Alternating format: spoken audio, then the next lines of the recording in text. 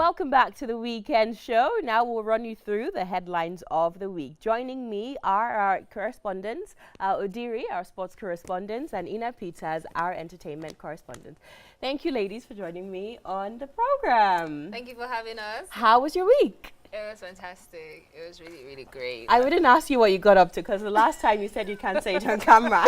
So, Odiri, how about you? Mine was, well, I could say splufic. Fantastic. It's always nice when there's Champions League in midweek. Oh, gosh. Yeah. I can't wait to hear all about it. I can't wait to hear all about it. On the political scene, we saw the ASU commenced their indefinite nationwide strike due to inadequate funding of universities. Ladies, did you experience this when you were in university? Yeah, I did once in 4 years. My school basically ran a very fast schedule for us, but I finished in 3 years and maybe 8 months, but there was 3 months where I was about to start exams in a week's time, and then everyone was told to go home because of strike, and then I had to come back after 3 months. Yeah, you come back and write exams straight. No time to refresh on what you read, and they'll tell you when you get home, read. It's not that easy. I tried, but I didn't do well in the exams at the end of the day. The reading didn't really enter. It No, didn't really it sink in. They're not distractions. I never did, but I mean, I had friends that did, and you know, just listening to them, it was really sad. I didn't like the fact that some of my friends were going through that, but personally, I did not go through it, and I think it's not even fair to so many students. I mean, you finish secondary school together, and then one person is taking 6 years, and then you go to the workforce, and then they tell you need to have 4 years of work experience. Yes, there's this funny video, and it's like a 5-year-old, and they told him, they wrote a letter that in order for you to get a job when you're 25, you need to start having work experience now. So he was carrying a couple of bags of cement here and there. He was like, I have to secure the bag. So yeah, as you said, it's very sad. I have a mentee in one of the universities in Osun State, and they're permanently on strike. Permanently. Let's not forget about the reason for the strike in the first place. There are reasons why we are where we are today. For instance, they're asking for adequate funding for the universities. They don't have equipment, a lot of things. We don't have an industry, education industry. That is what is booming everywhere, because you see universities from the UK, from other countries, even Dubai, they come and tell us, take your kids to the schools abroad, you pay large sums of money for school fees, which you won't pay here. But they only do that because we know that we don't have facilities. Someone told me. What's the solution, though? The solution is federal government has to be serious about funding the universities. You fund people. You give someone like a startup. You fund them so that in the next few years they are on their own. They can take care of themselves. In fact, they can go to other countries and tell them, bring your students here. We are number 5 in the world in this category. My issue is that isn't the strike counterproductive? As Ines said, there are students who you graduate with from high school. Then all of a sudden, they're still in school 10 years after. I know someone who has been studying the same course for more than 10 years because of all these strikes. So how do you... I mean, like, it's counterproductive, but I agree that the federal government needs to do more in terms of allocations and the release, actually, for the education budget, because it's one thing to appropriate those funds and it's another thing to release them. But moving on, the NLC has, speaking of strikes, has called off their strike as the federal government, first of all, agreed to pay the 30,000 minimum wage. And the presidency has, however, said that the federal government and the NLC did not reach the said minimum wage. Funny story, it was Tuesday. We're all waiting for the meeting to happen, right? And eventually I closed from work, and I was going home, and I saw it online, and I was so happy, and I was like, thank God. And the taxi man said, why are you thanking God? I said, because it's now 30,000 naira, and I was like, it won't do any good, because things will still increase in the market, because the prices have gone up, prices in the market and everything will increase. He said, don't worry, next week, this taxi you're entering, you will pay more. I'm telling you. And the next day I woke up and I saw that, the presidency said, they did not agree. So I'm like, which way? Like, we're back to square one. And it's like what you said, like, something has to be done to permanently fix this sooner than later. Okay, I have a narration.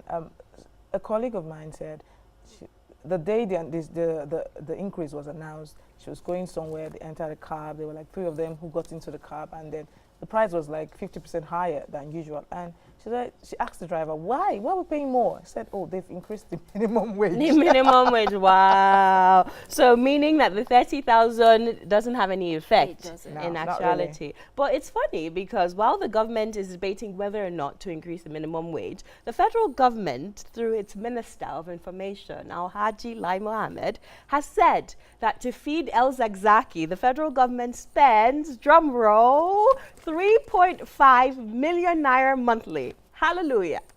What is he eating? Steaks, lobsters, caviar? Look, all I can say is that, you know, there's this thing they say there are two sides to a coin, right? This particular story, no one is happy. The reviews have been negative. You take a microphone to the streets right now, people will go crazy. I don't have, you know, because I'm going to be coming on later, talking about this on the social media trends, there is not one good thing about this. People are coming for Lai Mohammed. Look, as a journalist, my biggest fear is being hindered from speaking my truth. But with information like this, maybe I would push the bar a little further so I can get detained and enjoy this 3.5 million naira food monthly. But let's see the video. We actually have the video of the Minister of Information saying that. Take a look.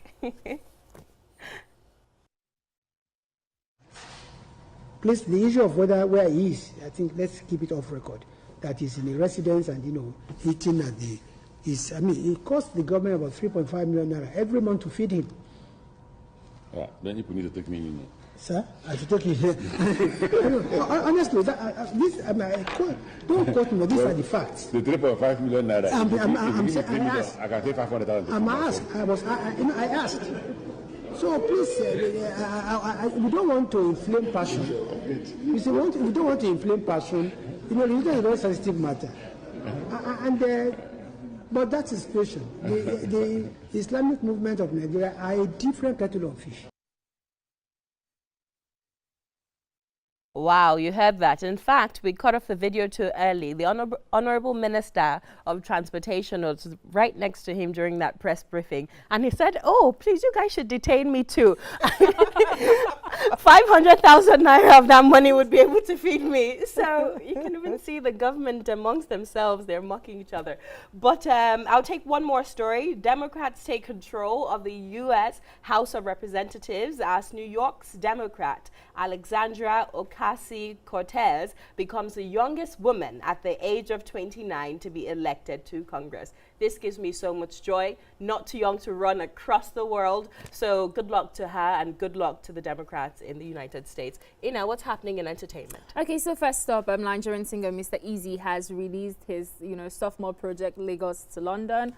The Lagos to London consists of 15 tracks and features a number of guest appearances, including established names like Tubaba, Burna Boy, Simi, Malik Berry, international acts like Diplo. This project from the Banku Music Boss was released on Friday, so we're definitely looking forward to the many songs that we will be just nodding our heads to and possibly dancing to. And away to the foreign scene, U.S. pop star Ariana Grande has been named the Billboard Woman of the Year.